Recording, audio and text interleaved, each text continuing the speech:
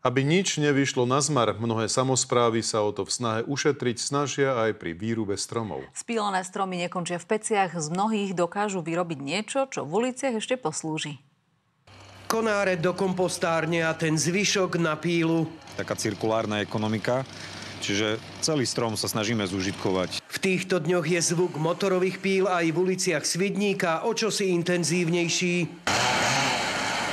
Staré vysoké stromy po posúdení ich stavu a schválení úradmi pomáhajú pilčíkom z technických služieb spíliť aj hasiči. Po posúdení pilčíkom, že či je strom spôsobilý alebo sa dá použiť, ide potom k pilčíkom alebo teda na pilu. Tam sa poreže na požadované rozmery a ohobľovanie alebo príprava na presný rozmer, náter, všetko toto je už v našej režii. Chlapi z technických služieb majú v dielni pomerne slušné zásoby už hotových dosiek. Používajú ich nielen pri bežnej stavebnej činnosti. Neveril by som tomu, že oni to zužitkujú.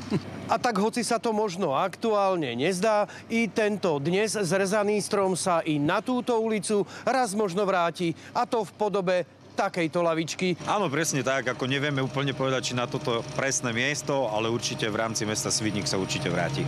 No tak to je dobre, to je super, že nevyhadzujú. Dobrá vec, nie, že sa to nespáľa, ale bude užitočná. Povedali by ste niekedy, že raz na tom strome budete sedieť ako na lavičke? Nie, to ma vôbec nenapadlo, nikdy. Všade v meste tie staré lavičky, kde sú drevené sedáky. Zo Svidníka Pavol Sivák, televízia Markíza.